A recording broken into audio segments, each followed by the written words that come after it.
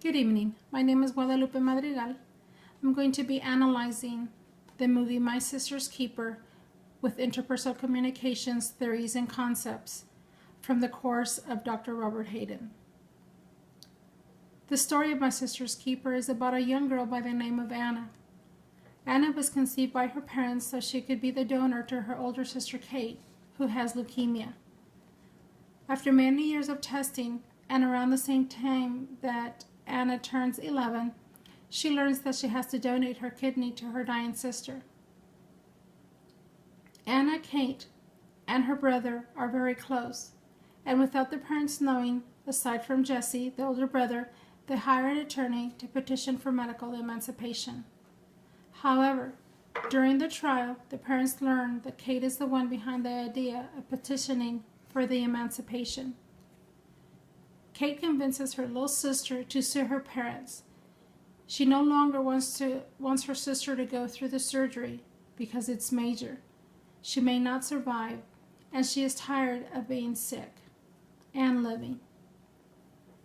Kate ends up dying, but not before the family endures many difficulties and many relational misunderstandings.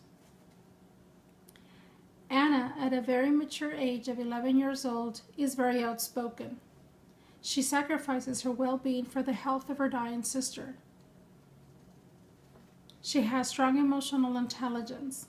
According to Gamble and Gamble, emotional intelligence is when a person is able to recognize their feelings, and Anna does it quite well. She is able to control herself most of the time, evidenced throughout the movie, and when she is in high-stakes situations. Kate, the ill sister. She seems to be making the best of things, considering all the medical and the circumstances she is enduring. Kate wavers between living or stopping medical care. Kate experiences many anger outbursts and disappointments while coping with her health condition, showing resilience. And according to the textbook, resilience occurs when a person is able to properly adapt to stress and adversity, and Kate does it quite well. Then there is Sarah, the mother. Sarah has little communication with her family. Her life is centered around Kate and her medical needs, and she tends to her, ignoring the rest of the family. She is on a constant emotional roller coaster. She stands strong for what she believes in and in caring for Kate, and in denial about the rest of the family's well-being and bypassing their needs while dealing with Kate's needs. According to the textbook, bypassing the needs is detrimental to the family system, and Sarah bypasses her family, especially when she thinks that she's in tune with their needs, though unaware how they are being negatively affected. And then there is Brian, the father. He does not appear to have much say-so. He seems withdrawn at times and has trouble being assertive. According to the textbook, non-assertive individuals avoid conflict and sacrifice their well-being, and Brian does just that for his kids and his wife. Then there is Jesse, the troubled child, the middle son. He's quiet and isolates from the family. He experiences emotional neglect, acts out, and exhibits passive-aggressive tendencies. Aggressive tendencies are an indirect expression of hostility, and Jesse does that. He lashes out by starting fires, isolating, drinking, and staying out late. Then there is Judge Azola, a caring and empathetic person who recently lost her daughter to a drunk driver. Judge Azola is dealing with unresolved grief behind her daughter's death.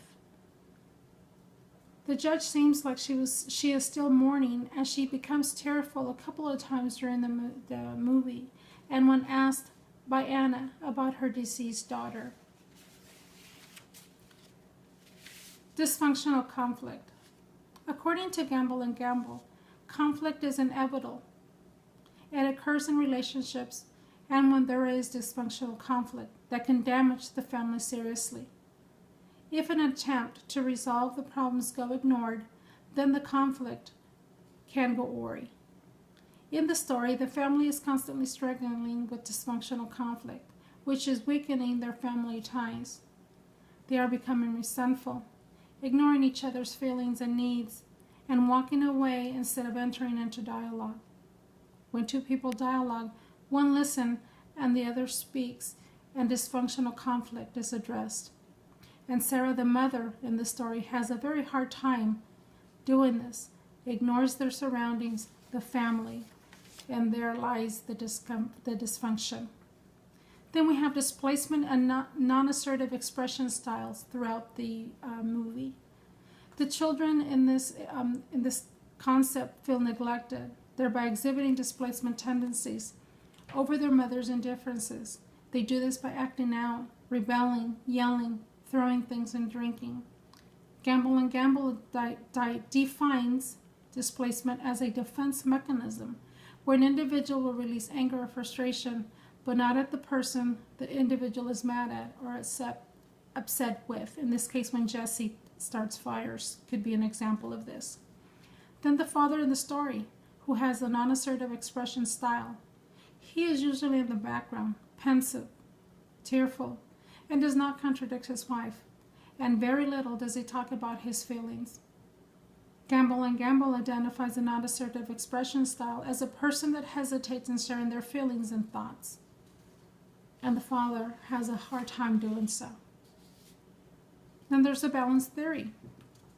Anna's family has to work hard towards rebuilding their family, to have a healthy family system, and to be satisfied with their situation, especially after all that they went through, including the death of their loved one. Therefore, the balance theory may be the strategy they can implement to regain their trust, their acceptance, satisfaction, and security in their life system. This theory can help change their attitudes and lead them into a state of equilibrium instead of balance. Finally, we have the fundamental attribution theory. And in this case, the family has suffered many years of pain and suffering, affecting how they interact with one another. This behavior, marked by their pain and suffering endured for many years, has played a toll on the family, causing many misunderstandings amongst them, where assumptions and misconceptions were formed. The family did not communicate well, did not feel respected or loved, and in error misunderstood each other. The fundamental attribution error clarifies that it is common to jump into conclusion, assuming that behavior is intentional and not situational. Thereby, this shedding light in why the family may have misperceived the mother's actions and caused the family's much dysfunction. Thank you.